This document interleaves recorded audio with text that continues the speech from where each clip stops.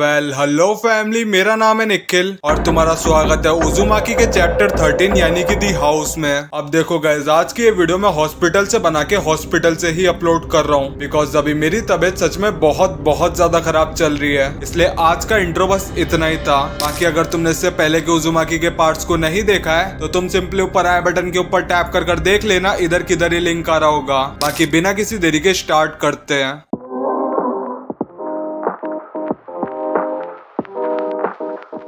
Recap time. Well guys, अब तक हमने देखा था कि कैसे कुरुजू टाउन के अंदर एक भयानक तूफान आता है एंड वो तूफान किरी का पीछा करने लगता है ताकि वो तूफान किरी को मार सके। बट अनफॉर्चुनेटली अपना भड़वा सुइची किरी के साथ था, इसलिए वो तूफान तो किरी का कुछ भी नहीं बिगाड़ पाता। बट अपने भड़वे सुइची की मनुष्यत की वजह से किरी टोटल 6 बार मरते मरते बचती है एंड एट द लास्ट वो तूफान सुइची को निगल लेता है। बट गाइस अनफॉर्चुनेटली वो तूफान भी सुइची की मनुष्यत का सामना नहीं कर पाता और अपना सुइची उस तूफान को भी हरा देता है। और अब आगे।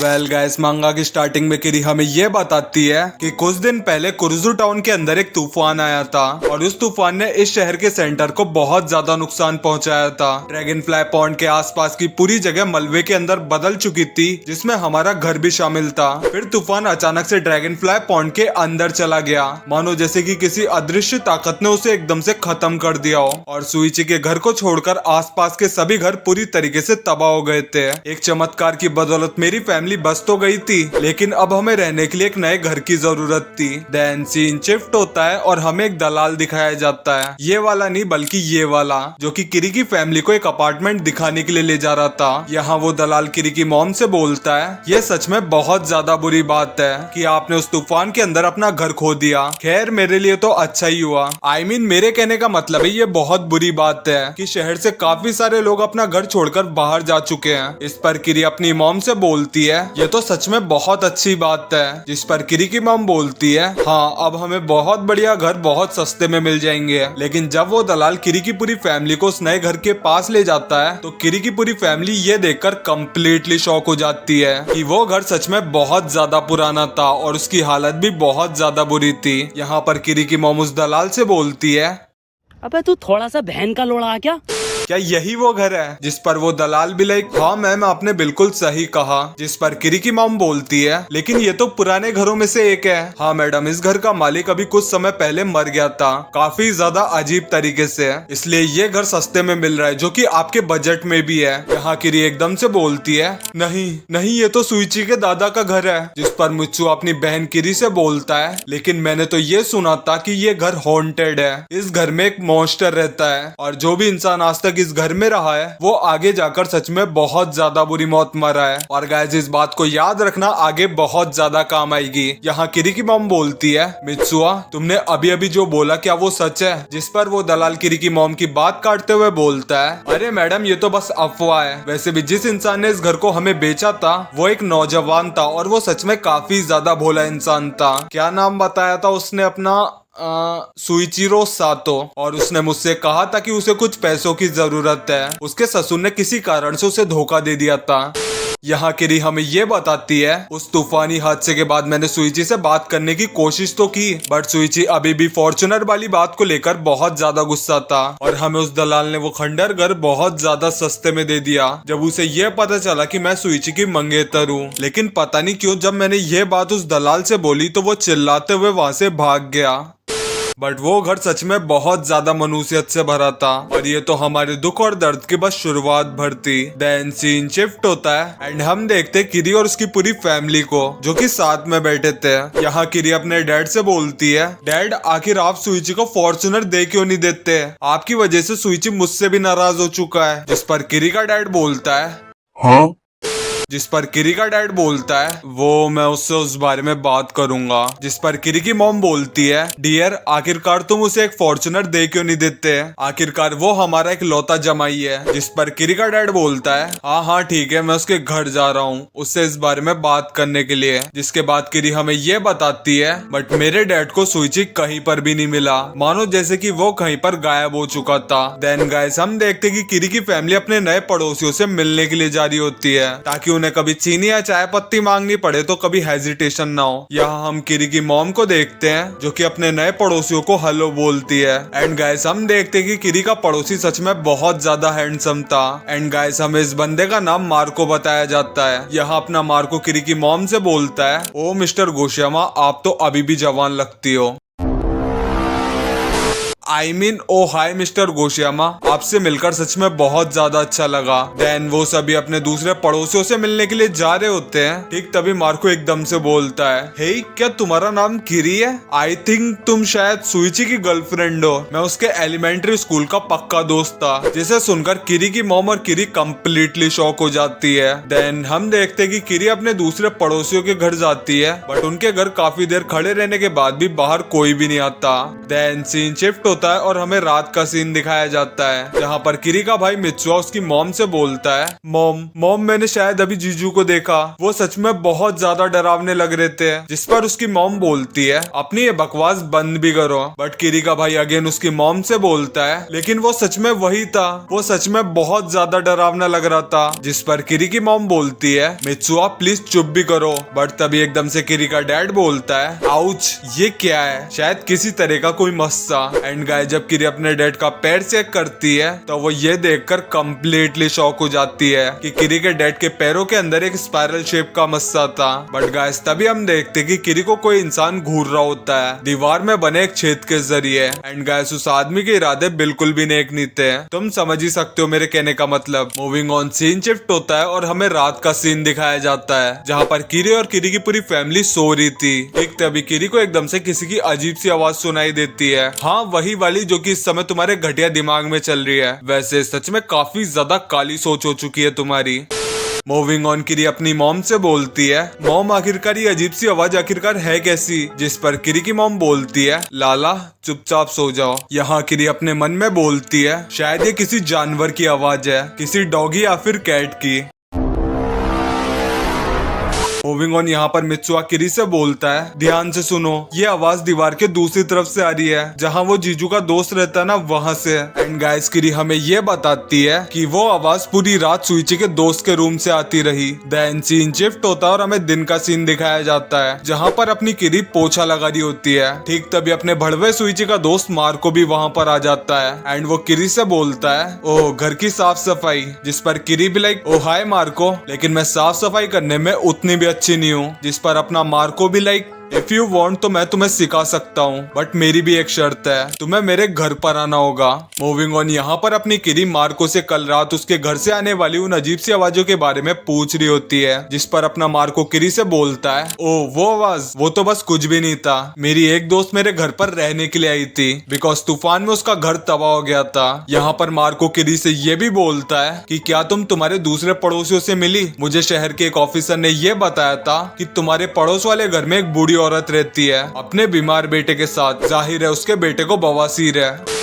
जाहिर है कि उसके बेटे की हालत खराब है, इतनी ज्यादा कि वो बस सारी रात दर्द के मारे रोता रहता है। लेकिन कोई भी नहीं जानता कि आखिर उस बुढ़िया के लड़के को कौन सी बीमारी है। और तो और वो बुढ़िया अपने बेटे से किसी को मिलने भी नहीं देती। वो बुढ़िया कहती है कि बीमारी के कारण उसका शरीर गल रहा है। ठीक तभी हम देखते हैं कि मार्को जिस बुढ़िया के बारे में बात कर रहा था, वो बुढ़िया अपने कमरे से बाहर निकलती है। वैसे ये बुढ़िया सच में 200 साल जिएगी। वैसे भी देख के लगता है कि ये 100 साल की तो हो ही चुकी है। मूविंग ऑन गाइस, हम देखते हैं कि वो बुढ़िया रस्सी के ऊपर अपने कपड़े सुखा रही होती है, जिन कपड़ों के अंदर बहुत सारे छेद होते हैं। बट तभी अचानक से वो बुढ़िया नीचे गिर जाती है। एंड अपनी किरी भागकर उस बुढ़िया के पास जाती है उसकी हेल्प करने के लिए, उससे ये बोलते हुए, अम्मा दिन में थोड़ी कम पिया करो।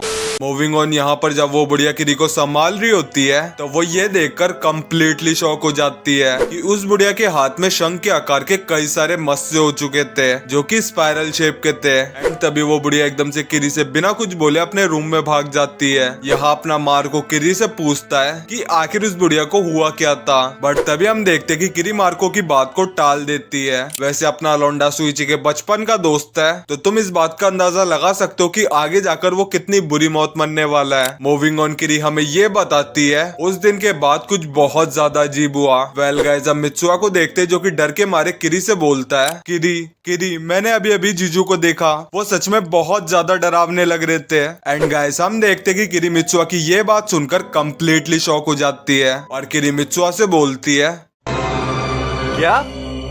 ये क्या बक रहे हो मादरचोद? और तभी किरी को एकदम से किसी के रोने की आवाज आती है और किरी भागते हुए अपनी मॉम से बोलती है, मॉम जल्दी चलो, अनुपमा का 365वां एपिसोड आ रहा है। वो बुढ़िया शायद किसी तरीके की कोई प्रॉब्लम में है। और जब किरी भागकर उस बुढ़िया के रूम में जाती है तो वो ये देखकर कम्प्लीटली शॉक हो जाती है कि वो बुढ़िया अकेली बैठकर धड़ाधड़ पैक लगाई जा रही थी। किरी उस रूम में जाकर ये देखती है कि वो बुढ़िया अकेली बैठी रो रही थी। यहाँ अपनी किरी अम्मा से बोलती है, अम्मा क्या आपकी बोतल खत्म हो गई? अम्मा आपको हुआ क्या है? जिस पर वो बुढ़िया किरी से बोलती है कि मेरा बेटा मर गया। जिसे सुनकर अपनी किरी कम्प्लीटली शॉक हो जाती है। और किरी जब उस बुढ़िया के रूम में जाकर उसके बेटे को देखती है तो उसकी आंखें उसे देखकर फटी की फटी रह जाती है। और गाइस यहाँ से हमारी मांगा डार्क होना चालू हो जाती है एंड अपने मार्को के बुरे दिन भी। गाइस किरी हमें ये बताती है एम्बुलेंस टीम को उस डेड बॉडी को निकालने में सच में बहुत ज्यादा दिक्कतों का सामना करना पड़ा। डॉक्टर ने उस बुढ़िया को किसी अनजानी सी रेयर बीमारी से पीड़ित बताया और वो लोग बुढ़िया पर कुछ एक्सपेरिमेंट करने के लिए उसे अपने साथ ले गए एंड उसके बेटे को भी वही बीमारी थी। और गाइस मेरी एक बात याद रखना, ये बीमारी लड़कियों से ज्यादा लड़कों को इफेक्ट करती है बिकॉज इसका ओरिजिन पॉइंट सुइची के दादा से है, यानी कि मनुष्यों के सरदार से है। सीन शिफ्ट होता है एंड गाइस हमें मार्को दिखाया जाता है जो कि किरी से बोलता है, ये कितनी शर्म की बात है, काश मैं वहाँ होता। हे किरी, वैसे उसका बेटा आखिर दिखता कैसा था? मुझे सच में इस बारे में जानना है। तुमने उसे देखा था ना? और उस बुढ़िया का लौंडा जिस जमीन पर सोता था उस जमीन पर कई सारे गड्ढे बने हुए थे। बट गाइस हम देखते कि मार्को की काफी देर पूछने पर भी किरी उसे कुछ भी नहीं बताती। यहाँ अपना मार्को किरी से बोलता है, अब चलो भी बता भी दो यार, आखिर मैं तुम्हारा बेस्ट फ्रेंड जो हूँ। बट गाइस किरी मार्को से बोलती है, चला जा भोसड़ी के। किरी मार्को से बोलती है, सॉरी बट मैं तुम्हें नहीं बताने वाली। यहाँ मार्को अपने मन में बोलता है, मैं तुम्हें अपना बनाकर रहूंगा किरी। वेल गाइस अब तो पक्का हो चुका है कि अपना लौंडा सच में बहुत ज्यादा बुरी मौत मरने वाला है बिकॉज इस गधे ने अपने भड़वे सुइची से पंगा लिया है जो कि अपने रिश्तेदारों को नहीं छोड़ता। तो ये क्या चीज है? तो तुम समझ ही सकते हो ना। देन गाइस सीन शिफ्ट होता है और हमें किरी के घर का सीन दिखाया जाता है जहाँ पर रेडियो में बताया जा रहा था कि तूफान नंबर 2 क्योटो तक पहुँच चुका था एंड ये बस कुरुसु टाउन तक पहुँचने ही वाला था। यहाँ हम किरी को देखते हैं जिसके पैर में बहुत ज्यादा दर्द हो रहा था और जब वो अपने पैरों को चेक करती है तो वो ये देखकर कम्प्लीटली शॉक हो जाती है कि उसके पैर में बहुत सारे मस्से हो गए थे। ठीक तभी किरी की ये बात सुनकर उसका भाई भी बोलता है, हाँ मेरे पैरों में भी कई सारे मस्से हो चुके हैं। एंड तभी किरी की मॉम भी यही सेम चीज बोलती है। एंड गाइस ठीक तभी हम देखते हैं किरी के डैड को जो कि अभी अभी ठेके से वापस लौट रहा था।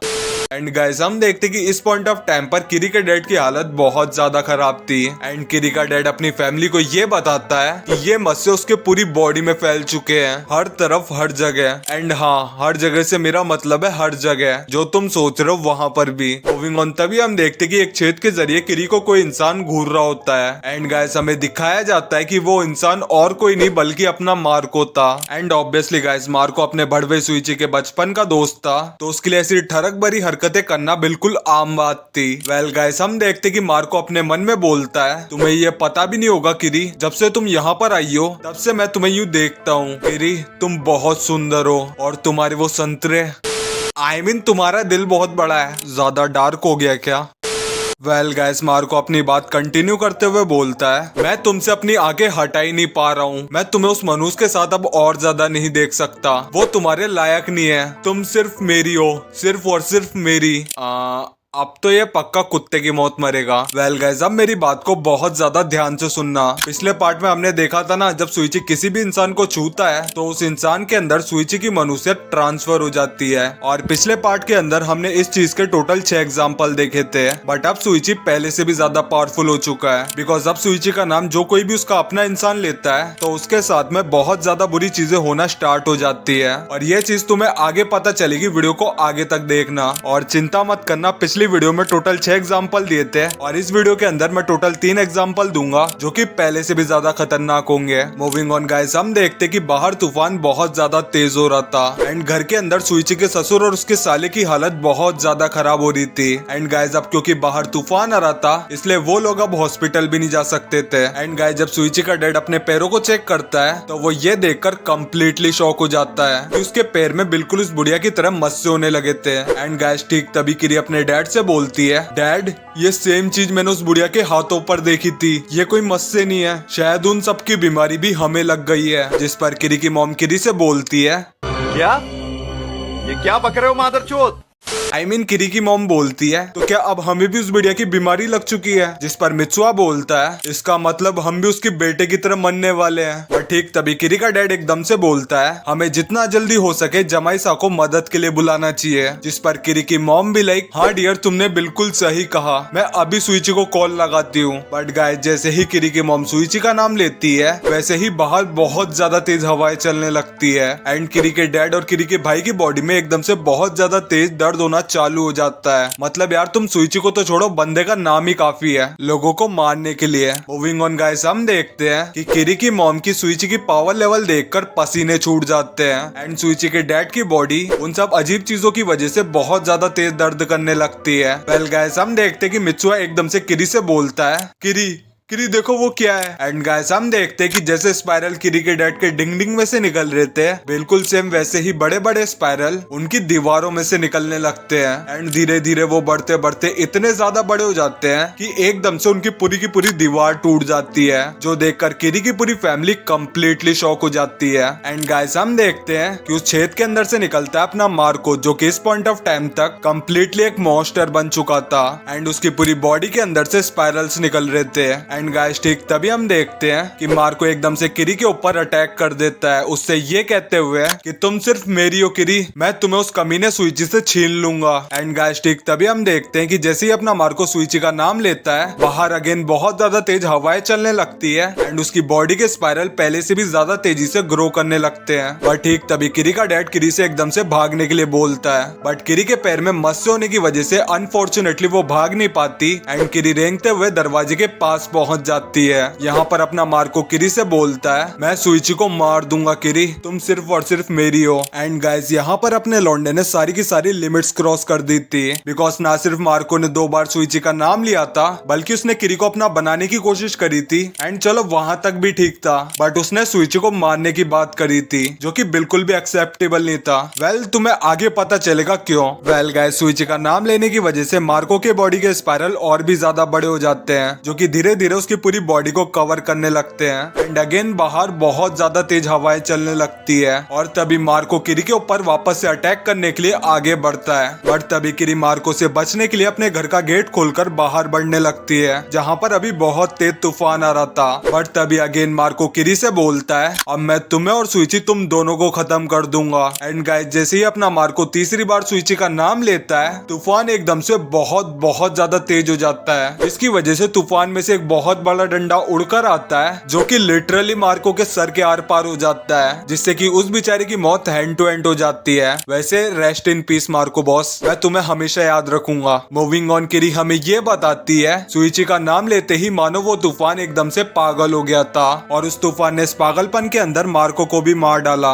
और गाइस अगले दिन न्यूज में हमें ये बताया जाता है कि दूसरा तूफान भी ड्रैगन फ्लाई पॉन्ड के अंदर चला गया था। और जब ये सब चीजें चल रही थी, तो लोगों का कहना ये था कि उन्होंने उस श्रापित लड़के को देखा था, जो कि ड्रैगन फ्लाई पॉन्ड के आसपास था। एंड गाइस कुछ लोगों का तो ये भी कहना था कि वो तूफान उस श्रापित लड़के की वजह से ड्रैगन फ्लाई पॉन्ड के अंदर चला गया था। और एट द लास्ट किरी हमें ये बताती है कि इस बार फिर से सुइची ने मेरी जान बचा ली थी। एंड उस इंसिडेंट के बाद में हमने सुइची के दादा का घर छोड़ दिया था, जिसके बाद हमारी बीमारी चमत्कारी रूप से गायब हो गई थी। और गाइस यहीं पर उजुमाकी का पार्ट 13 यानी कि दी हाउस खत्म हो जाता है। अब देखो गाइस, अगर तुम उजुमाकी के चौधे हो, तुम अगर उजुमाकी का पार्ट 14 चाहते हो, तो गाइस वीडियो के नीचे कमेंट कर देना मार्को। 650 कमेंट का टारगेट है, बाकी तो मुझे पता ही है कि तुम 2 दिन के अंदर कंप्लीट करा दोगे। खैर मैं मिलता हूँ तुमसे उजुमाकी के नेक्स्ट पार्ट में, तब तक के लिए अरिगातो।